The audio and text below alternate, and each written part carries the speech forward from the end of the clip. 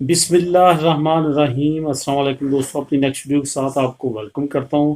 نعمان اکرم صاحب ہیں انہوں نے اس ویڈیو کی ڈیمانڈ کی تھی کہ کمپیریزن ڈنمارک ٹو ناروے جو ہے اس پہ ویڈیو بنائیں، تو ان کی فرمائش پہ یہ میں ویڈیو بنا رہا ہوں۔ اور ویڈیو بنانے کا یہی مقصد ہے کہ کسی اور بھائی کو اگر اس کی انفارمیشن کی ضرورت ہوگی تو وہ اس سے فائدہ اٹھا سکے گا۔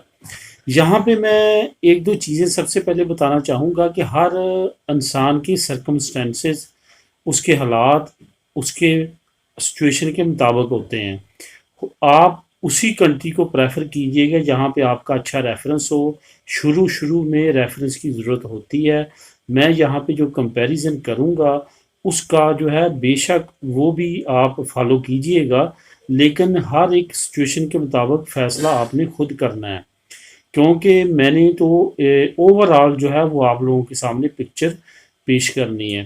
سب سے پہلے تو آپ کو میں بتاتا چلوں کہ اسکینڈینیوین کنٹریز ایسے ہیں جو دنیا میں سب سے بہترین ممالک سمجھے جاتے ہیں۔ یہ اسکینڈینیوین کنٹری ڈنمارک سے سٹارٹ ہوتے ہیں، ڈنمارک، سویڈن، ناروے اور فن لینڈ پہ جا کے ختم ہوتے ہیں، یعنی کہ ٹوٹل 4 ممالک ہیں یہ 4 ممالک اگر آپ کہیں بھی اس کا سرچ کریں گے، دیکھیں گے تو ہمیشہ یہ ٹاپ پہ رہتے ہیں۔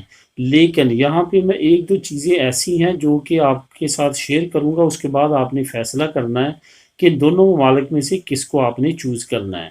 یہاں پہ یہ بتاتا چلوں کہ living standard, benefits, medical, education, jobs, اس ہر لحاظ سے اگر دیکھا جائے تو یہ دونوں ممالک تقریباً برابر ہیں۔ صرف جابز کو چھوڑ کے باقی تمام بینیفٹ جو ہیں وہ سیم ہیں، اچھے بینیفٹس دیتے ہیں۔ لیونگ سٹینڈرڈ بہت اچھا ہے، ایجوکیشن بہت اچھی ہے۔ جابز کا میں اس وجہ سے کہوں گا، جابز اپرچونٹی ناروے میں ڈنمارک کی نسبت زیادہ ہے، کیونکہ ناروے جو ہے پروڈکٹیو کنٹری ہے اور جو ڈنمارک ہے وہ ریسورسز کنٹری ہے، یعنی کہ وہ نیچرل ریسورسز پہ زیادہ ڈپینڈ کرتا ہے۔ ناروے میں بھی نیچرل ریسورسز بہت ہیں، وہاں پہ گیس اور تیل کی اتنے بڑے ذخائر دریافت ہوئے ہیں کہ 100 سال تک بھی وہ ختم نہیں ہوں گے، لیکن اس کے ساتھ ساتھ وہ بہت بڑا پروڈکٹیو کنٹری بن چکا ہے۔ اس وجہ سے جاب اپرچونٹیز ناروے میں اگر کمپیئر کیا جائے ڈنمارک کے ساتھ تو زیادہ ہے۔ دوسری طرف اگر پاپولیشن کی بات کریں تو جو ڈنمارک ہے اس کی صرف اور صرف 50 سے 55 لاکھ ٹوٹل آبادی ہے، ٹھیک ہے، اور رقبے کے لحاظ سے بہت بڑا ملک نہیں ہے۔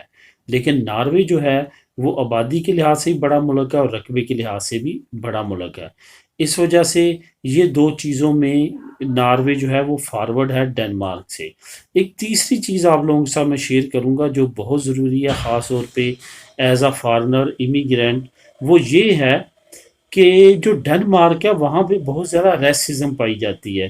ابھی ریسنٹلی انہوں نے تمام غیر ملکیوں کو اپنے ملک سے نکل جانے کا آرڈر دیا ہے، جنہوں نے اسائلم اپلائی کیا تھا۔ سیریا کے لوگ، کیونکہ ابھی تک شام سیریا میں حالات بہتر نہیں ہوئے، لیکن انہوں نے ان کو ڈپورٹ کرنا شروع کر دیا ہے، کہا ہے کہ شام اب بہتر ہے، سیریا اب حالات بہتر ہیں، وہ اپنے ملک میں جائیں۔ لیکن انٹرنیشنل ادارے، تمام کمیونٹی کہہ رہی ہے کہ ایسا نہیں ہے، سیریا میں ابھی حالات بہتر نہیں ہوئے، لیکن اس کے باوجود ان کو ڈپورٹ کیا جا رہا ہے۔ اس لحاظ سے ڈنمارک جو ہے میں پریفر نہیں کروں گا اوور ٹو ناروے۔ ناروے ہر لحاظ سے اچھا کنٹری ہے، بہتر ملک ہے، وہاں پہ ارننگ پوائنٹ آف ویو سے، ایجوکیشن پوائنٹ آف ویو سے، جاب پوائنٹ آف ویو سے، اور ہر لحاظ سے میرے نزدیک جو ہے وہ ناروے ڈنمارک سے بہت بہتر ملک ہے۔ اگر ناروے کا کمپیریزن آپ جرمنی کے ساتھ کریں تو ہم پلہ ہے، اگر جرمنی کے ساتھ ڈنمارک کا مقابلہ کریں تو جرمنی بیسٹ ہے۔